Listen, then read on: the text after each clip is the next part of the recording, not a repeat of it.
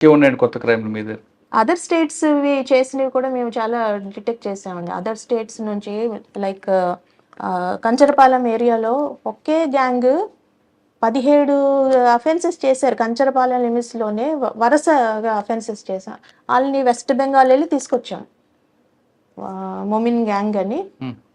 West Bengal వెళ్లి team వాళ్ళని పట్టుకొచ్చామండి. ఎందుకంటే వెస్ట్ బెంగాలోడు విశాఖపట్నం ఎందుకు ఎంచుకున్నాడట? అంటే డబ్బులుంటాయనా? బంగారం ఉంటదనా? లేకపోతే వైజాగ్ కనెక్టివిటీ ఎక్కువుందనా? Connectivity main connectivity. అదొక ఇష్యూ. ఇంకొకటి ఇంట్రెస్టింగ్‌గా చెప్తాను. ఒక ఒరిస్సా అఫెండర్స్ వాళ్ళు ఇక్కడ ఒక లాడ్జ్‌లో దిగారు. దిగి ఒక బైక్‌ని రెంట్‌కి తీసుకున్నారు. Stolen bike. అది కూడా ఫస్ట్ బైక్ దొంగతనం చేశారు. చేసి ఎర్లీ మార్నింగ్ వాళ్ళు తిరుగుతున్న ఒక లేడీ మెయిడ్ ఎక్కడో వర్క్ చేసి ఆమె వెళ్తుంటే ఫోర్త్ టౌన్ లిమిట్స్‌లోననమాట. ఆమె వెళ్తుంటే మనకి సీసీ కెమెరాలోనొచ్చింది. వాళ్ళు ఆమె పక్క నుంచి వెళ్ళి రాంగ్ డైరెక్షన్‌లో ఆపోజిట్‌లో వెళ్ళి ఆమె చైన్ స్నాచ్ చేశారు. చేసేసి హ్యాపీగా లాడ్జ్‌కెళ్లారు. లాడ్జ్‌లోని డ్రెస్ చేంజ్ చేసుకున్నారు. ఆ బైక్‌ని అక్కడెక్కడో అబాండన్ చేసేసారు. హ్యాపీగా ట్రైన్ ఎక్కి ఎళ్ళిపోయారు. అది మా పోలీసు, మా క్రైమ్ పోలీసు సీసీ కెమెరాస్ కంటిన్యూస్‌గా వాళ్ళ రూటు ఎక్కడెక్కడని చూస్తే ఎర్లీ మార్నింగ్ జరిగింది. 5:30కో, 6కో జరిగిందండి. అది ఈవినింగ్ అయ్యే టైంకి చెప్పారు. ఇట్లాగా కంటిన్యూస్‌గా మానిటర్ చేస్తేనే వాళ్ళు ట్రైన్‌లో వెళ్ళినట్టు ఉందని సిపి గారికి చెప్పారు. నాకు చెప్తే నేను సిపి గారికి చెప్పాను.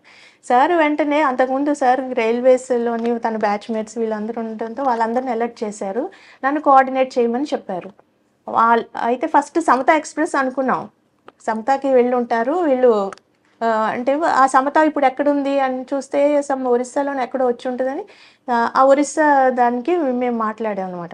సమతాకి ట్రాక్ చేస్తున్నాం మేము. ఎందుకంటే ప్యారలల్‌గా మేము లొకేషన్ కూడా తీసుకున్నాం. వాళ్ళ ఫోన్ నంబర్స్ హోటల్‌లో దిగారు కదా! ఇచ్చుంటారు. అక్కడ ఆళ్ళ ఆధార్ కార్డ్ ఇవన్నీ అప్పటికే కలెక్ట్ చేసాం. తెలివైన కానీ దొంగ కాదైతే.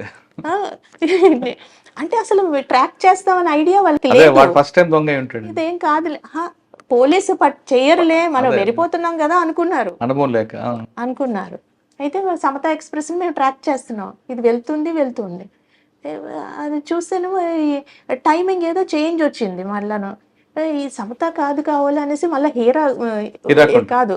హిరాకుండ్ అండి? హిరాకుడ్ ఎక్స్‌ప్రెస్ కాదు. ఇంకొక ట్రైన్ అనుకున్నాం. అది కూడా కాదు.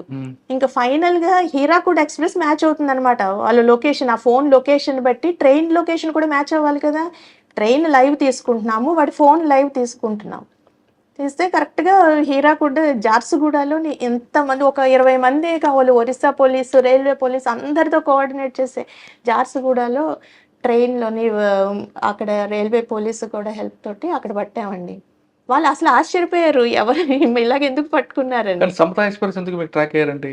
అంటే వాళ్ళు ఆ టైము ప్లాట్‌ఫార్మ్ వరకు మేము ఫుటేజ్ చూసాము. అది ఆ టైం ఎక్కింది సమత కావాలనేసి ముందు ఇనీషియల్‌గా సమత అనుకున్నాం. కానీ ఈ ఫోన్‌కిని దానికి ట్రాక్ అవ్వట్లేదు. అచ్చా! వాడు అక్కడ ఉండిపోయాడు. సమతా మిస్ అయినట్లుంది. హీరాఖండ్ ఎక్కాడా? హీరాకుడ్. ఎల్ఎఫ్‌పి ధన్‌బాద్ అనుకున్నాం తర్వాత. కానీ ఫైనల్‌గా ట్రైన్‌ది వీళ్ళది ఎగ్జాక్ట్ మ్యాచింగ్ జార్సుగూడలో హీరాకుడ్ అని తేలింది. అక్కడ పోలీస్ కూడా హెల్ప్ తోటి ఎట్లయితేనే పట్టి తెచ్చామో అది రికవరీ చేసి ఆమెకు కూడా ఇచ్చేసాం. మేము రికవరీ మేళా అని ఎవ్రీ మంత్ పెడుతున్నాం. సిపి గారు అది కండక్ట్ చేస్తున్నారు. అంటే ఫోన్‌లో ఒకటండి. ఇంకోటి ఇంపార్టెంట్ అది కూడా చెప్తాను నేను. ఇది రికవరీ మేళాలో ఆమెకి ఇవ్వడం జరిగింది. ఆవిడ అసలు అది వస్తదా లేదా అనే మీమాంసలో ఉండేది. అలాంటిది ఆమెకి ఇచ్చేటప్పటికి సిపి గారు ఆవిడ చాలా సంతోషపడి ఇంకా చెప్పలేనంత సంతోషపడింది ఆవిడ. పోయిన ఫోన్లు మీరు ఇస్తున్నారట మేళా పెట్టి ఏంటంటే? చాట్ బాట్ అని పోయిందో ఇస్తున్నారా? మర్చిపోయిన ఫోన్లు ఇస్తున్నారా? ఏదైనా మిస్ అయిపోతే వాళ్ళు మాకు కంప్లైంట్ ఇస్తే దాని చాట్ బాట్ అని ఉంది మాకు. దాంట్లో నమోదు చేసి మేము వాటిని లొకేట్ చేసి వాళ్ళకి ఎవ్రీ మంత్ రికవరీ మేళా అని పెడుతున్నాం. దాంట్లో సిపి గారు అవన్నీ కూడా వాళ్ళకి ఇవ్వడం జరుగుతుంది. ఓకే. మేడం విశాఖపట్నం జంక్షన్ ఇక్కడ వస్తుంటారు పోతుంటారు అంత ట్రాఫిక్ ఉంటుంది. ఇక్కడ విశాఖపట్నంలో ట్రైన్ ఎక్కిన తర్వాత ఆయన మధురవాడ దువ్వాడ కానీ లేదా ఇటు విజయనగరం కానీ వెళ్ళేటప్పటికి ఆయన ఫోన్ పోయింది అనుకోండి ఏం చేయాలి ఆయన? మాకు ఇన్ఫార్మ్ చేస్తే ఎలా చేయాలి? ట్రైన్లో ఉంటాడు, ట్రైన్ టైం అయిపోతుంటుంది. అంటే 100 కాల్ చేసి అడిగితే మొత్తం ఎలా చేసుకోవాలో చెప్తారండి. 100 అంటే యూనివర్సల్ నంబర్ కదా. పోలీసుకి ఇన్ఫార్మ్ చేస్తే లేదు, మీద ఒక యాప్ ఉంది కదండి. ఫోన్ కంప్లైంట్ యాప్లో ఆ చేసుకోవచ్చు. నంబర్ కి చేసినా కూడా అవుతుంది. అదే అంటున్నాను, చాట్ బాట్ అని సైర్ యాప్ అని ఒకటి ఉంది. మ్మ్. ఆ యాప్ లోని ఆ వెబ్సైట్ కి వెళ్ళి చేసినా కూడా అదే అవుతుంది. ఓకే మేడం, విశాఖపట్నంలో మీరు క్రైమ్ గురించి చెప్పారు, నైట్ క్రైమ్, డే క్రైమ్ అని కూడా. ఓకే, మెట్రోపాల్ సిటీగా మారుతుంది విశాఖపట్నం. ఎస్. ఓకే, ఆల్రెడీ మారింది, ఇంకా పెరుగుతుంది. ఇక్కడ ఒక కొత్త క్రైమ్ వచ్చింది, మీ నోటీస్కి వచ్చిందండి? ఏదండి? కొత్త క్రైమ్, కొత్త ఎంఓ. అపార్ట్మెంట్లోకి వస్తారు, అర్బన్ యాప్ అని కానీ లేదా ఇంకో యాప్ కానీ లోపలికి వెళ్తారు. రాయడానికి సెక్యూరిటీలో అర్బన్ యాప్ అని రాస్తాడు, లోపలికి వెళ్తాడు. వెళ్ళిన తర్వాత వాడు చేసే కార్యక్రమాలను చేసుకొని వస్తాడు. వాడు వేసుకున్న కోర్టు అదే ఉంటుంది, అన్నీ ఉంటాయి. ఆ తరహా నేరాలు మీకు రిపోర్ట్ అయ్యా, లేదా ఆ తరహా నేరాల మీద మీకు ఐడియా ఉందా? ఎక్కువగా బాంబే, హైదరాబాద్. అంటే మాకు బీహార్, బాంబే గ్యాంగ్ ఒకటైతే దొరికింది.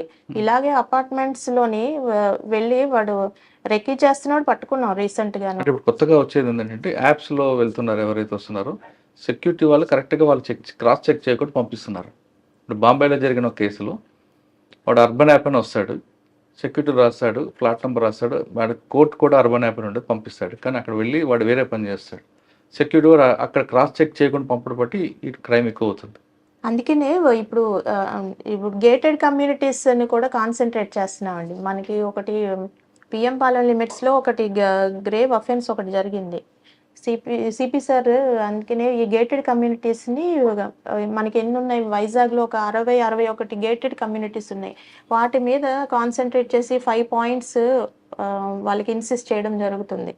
ఒకటి సీసీ క్యామ్స్, ఎల్హెచ్ఎంఎస్, ఇంకా లైట్ అక్కడ విసినిటీలో లైటింగ్, బుషెస్ క్లియరెన్స్, ఇంకా మా బీట్ కూడా అక్కడ రన్ అయ్యేలాగా ఎన్ష్యూర్ చేస్తున్నా. గేటెడ్ కమ్యూనిటీస్ ఇట్లాగా ఐడెంటిఫై చేస్తా. అవే కాకుండా క్రైమ్ ప్రోన్ ఏరియాస్ని కూడా ఐడెంటిఫై చేస్తున్నాం. జియో ట్యాగింగ్ కూడా చేస్తున్నాం. లాట్ లాంగ్ కూడా తీసుకొని క్రైమ్ ప్రోన్ ఏరియాస్ కూడా మా సెక్యూరిటీ బీట్ కవర్ అయ్యేలాగా చూస్తున్నాం. దాంట్లో భాగంగానే ఈ సెక్యూరిటీ ఇష్యూస్ కూడా, సెక్యూరిటీ గార్డ్స్ కూడా అవేర్నెస్ క్రియేట్ చేస్తున్నాయి. ఇలాంటి మీరు ఇప్పుడు చెప్పారు చూడండి, ఇవన్నీ కూడా సెక్యూరిటీ గార్డ్స్ కూడా అవేర్నెస్ క్రియేట్ చేస్తున్నాం. సార్ ఫైనల్గా చెప్పండి మేడం, విశాఖపట్నంలో ఉన్న ప్రజలకి మీరు ఇచ్చే భరోసా ఏంటి? నెంబర్ 1. నెంబర్ 2, పోలీస్ డిపార్ట్మెంట్లోకి వస్తున్న అమ్మాయిలకి మీరు ఇచ్చే మెసేజ్ ఏంటి? అంటే ప్రివెన్షన్ ఈజ్ బెటర్ కదండి.